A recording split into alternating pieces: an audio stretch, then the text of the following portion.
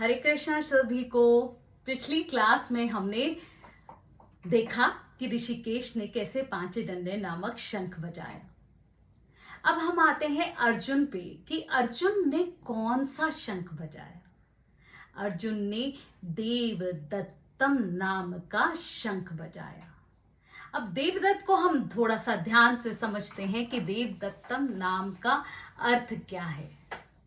अपने अंदर दैविकता को उजागर करना, अपना उत्कर्ष करना।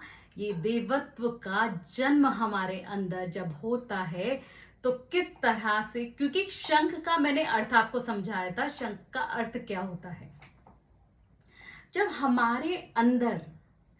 हमारे अंदर जो कुछ भी होता है, मान लीजिए द्वेष है, राग है, ईर्ष्या है, क्रोध है, जब हम अपने आप को स्क्वीज करते हैं अर्थात जब सिचुएशंस ऐसी आती हैं तो बाहर क्या आएगा? जो हम हैं वो ही बाहर आएगा।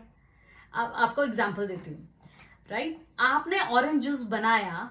जब आपने ऑरेंज जूस बनाया तो वो करेले का जूस नहीं होगा ऑब्वियसली। अगर करेले का जूस बनाया है तो उसमें से ऑरेंज जूस बाहर नहीं आएगा।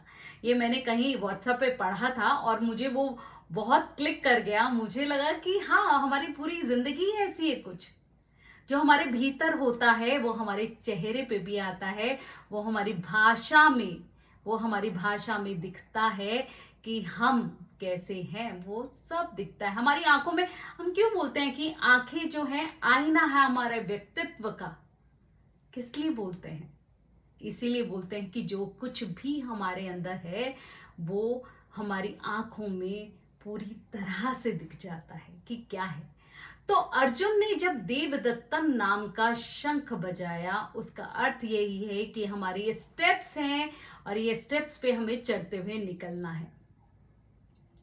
अगर आप सोचोगे कि हम जो हैं वो क्या कर रहे हैं, एक पशुत्व से पहले तो इंसान बनने की प्रक्रिया, मनुष्य बनने की प्रक्रिया पे है। राइट, एक स्टेप हमने पार किया। मगर जो अर्जुन है देवत्व को प्राप्त हो रहे हैं। तो सोचिए, अर्जुन के जब फ्रेंड है श्री कृष्ण, सखा है, जब हम उनको इतना मानते हैं, हम समझते हैं कि जो अर्जुन के क्वेश्चंस हैं वो भी हमारे हैं। मगर जो भी आत्मा अपने उत्कर्ष को प्राप्त होती है, निरंतर अपने उत्कर्ष को प्राप्त होती है, श्री कृष्ण अर्थात ईश्वर उन्हीं के सखा बनते हैं। तो ये याद रखिए, सारथी किसके हैं? ईश्वर सारथी किसके हैं? जो निरंतर प्रयास करते हैं अपने आप को स्टेप बाय स्टेप ऊपर उठाने के लिए। राइट, फर्स्ट स्टेप इज अपने पशुत्व से बाहर निकलना, उसका पिंजरे को तोड़कर हम मनुष्यत्व को प्राप्त करें, मनुष्यता लेके आए अपने अंदर। उसके बाद थर्ड स्टेप क्या है कि देवत्व को हम प्राप्त करें।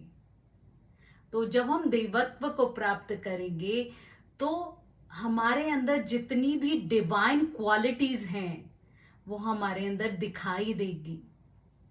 क्यों? क्योंकि हमने उस एनिमलिस्टिक बिहेवियर को, एनिमलिस्टिक थॉट्स को हमने उनको देखा और अपने विवेक से हमने उनको ठीक करने की कोशिश करी। राइट, कोशिश तो हमें करनी है। तो देवदत्तम